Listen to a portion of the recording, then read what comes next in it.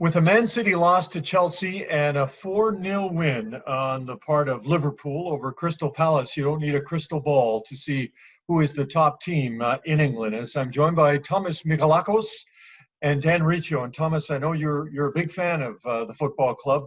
What did you think of the 30-year wait finally coming to an end? Well, given how it turned out with the pandemic and everything, and you weren't going to get that satisfaction as a fan to hear the final whistle and the crowd roar. So the way it actually turned out, it wasn't a bad thing, watching two other teams play and then clinching it because the fans couldn't be there to begin with. It's got to be great for you. You can now forget the Gerrard slip after all these years, right? Now you can't talk about the Gerrard slip, Riccio. That's the thing. It's all about the dominance of the team. It's just, if you look at it, it's almost Juventus-like, I must say, how they manhandled the league this year. And after all the agony and all the struggle of a fan watching and listening to guys like Riccio just give me trash constantly over and over, pounding me over the head, it's good to get one finally as a fan and celebrate. And you know what? They earned it. All kidding aside, I mean, Liverpool was just absolutely dynamite. Yeah, they were great last year too, but Man City, that was just one race for the ages. And now this year, they just pummeled everybody. To have the record that they do, and probably going to lock down the points record as we get through the season, the rest of the season, you start to wonder, just how much further they can take this. Manchester City won 4 titles through the 2010s. Can Liverpool match that? Can they do maybe more? I'm skeptical, but I mean, this is as dominant a team as we've seen in Premier League history, no doubt about it. 19th Premier League title, Dan. Now, what do you think could potentially make this more than a one-off and make this club put together a potentially special run? Well, I think it starts with Jurgen Klopp. He's completely changed the club. They gave him the time to rebuild it, and they really brought in kind of an analytical type of mantra into the Premier League, more so than any other team had in the past. And it really factors in on a lot of the players that they bought for lesser money, and now they're worth in total over $1 billion player values on their squad. So really doing that type of work has set Liverpool into a modern age and has put them into a class of club with the highest in the world. Now, my concern is they're still not spending a ton, and they didn't spend anything last summer. They let Chelsea have Timo Werner here in this transfer window when Jurgen Klopp really wanted him to be the point of their attack moving forward. I wonder if Liverpool is going to keep up spending because Manchester City and certainly Chelsea are going to come for that mantle which Liverpool currently finds itself on. Well, the thing is, too, is when you look at it and you go and you look at the standings right now and you see 23 points, could be more, could be less, whatever it is, it's the rest having to chase Liverpool now. And Chelsea picking up Werner was a great move. There's talk about Leverkusen's Kai Havertz possibly going there as well. I think these are great building blocks for Frank Lampard. However, with Liverpool, it's not only who they buy, it's the academy, the reserves, the players that they have that Klopp has been instrumental in the last couple of seasons of bringing into the first team. The under 23s play the same type of football. So when you see the players come into the first team, it's almost seamless. Now, we've seen it before. Potential is one thing. What are you going to do with it? But it's there. And I don't see that they need to go and spend recklessly, especially now, given the economic situation around the globe. They have depth in the players they have right now, and also young guys coming in. And don't forget, Harry Wilson, Ryan Brewster, all guys coming back from loans possibly into the first team if there's room. Thomas, you mentioned Kai Havertz and Bayer Leverkusen. Are they one of the clubs as we head into the final weekend of the Bundesliga that has a lot to gain or lose, including another one, a storied franchise like Werder Bremen? Yeah, Leverkusen to me, are the better team, and they do have guys that are Bellarabi and Havertz who have killed it. I just think that Leverkusen is obviously the better team in this. Dan, I know we've talked about Bundesliga on occasion here or there in the past. What are your thoughts on that?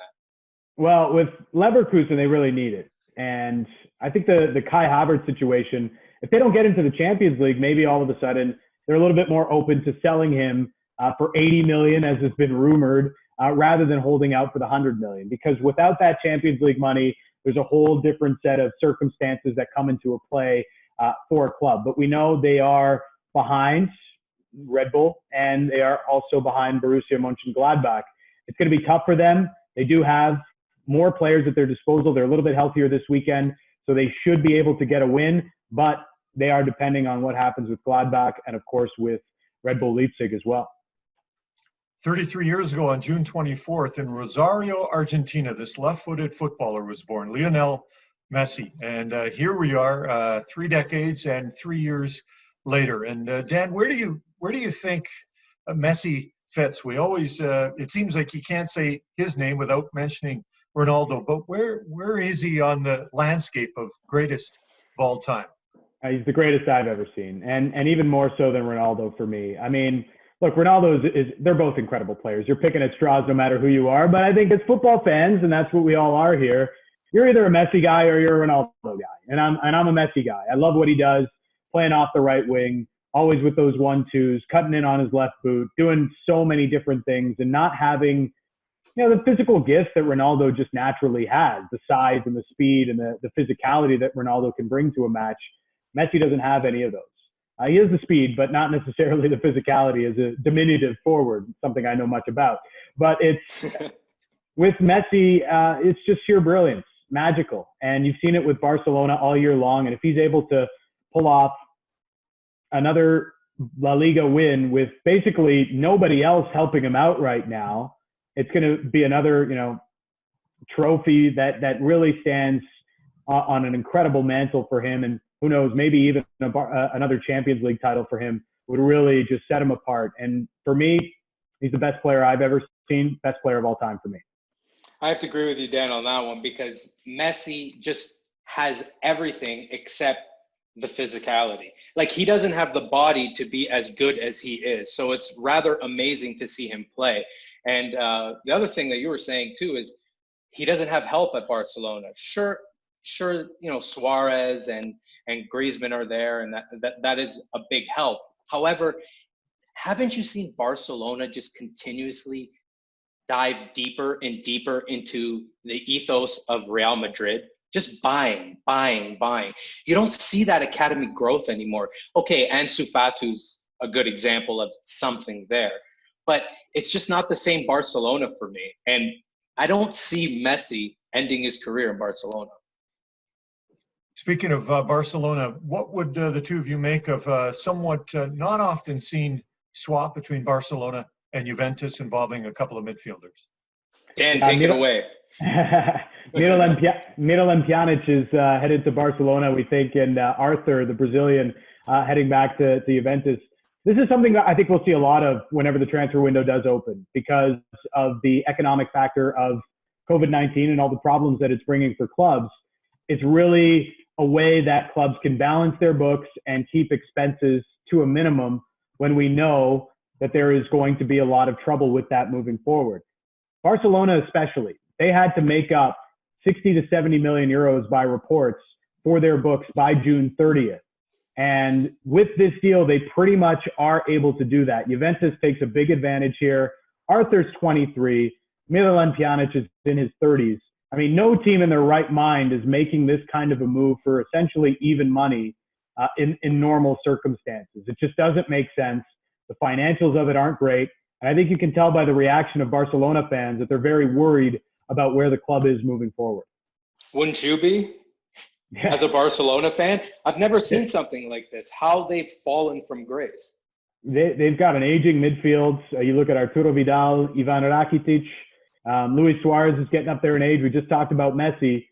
Yes, they've made some interesting purchases with Frankie de Jong, and they have Ansu Fati. But, I mean, it looks like it could be a grim couple of years for Barcelona once Lionel Messi starts to find his decline, which who knows when that will be, because he's just that special. Barcelona has a Messi, and sounds like they're also in a bit of a Messi. Thomas Michalakos and Dan Riccio, appreciate it. Don't celebrate too much, Thomas. I'll try not to, but it's been 30 years, so I can't promise anything. Congrats, Liverpool fans. It's a long time waiting.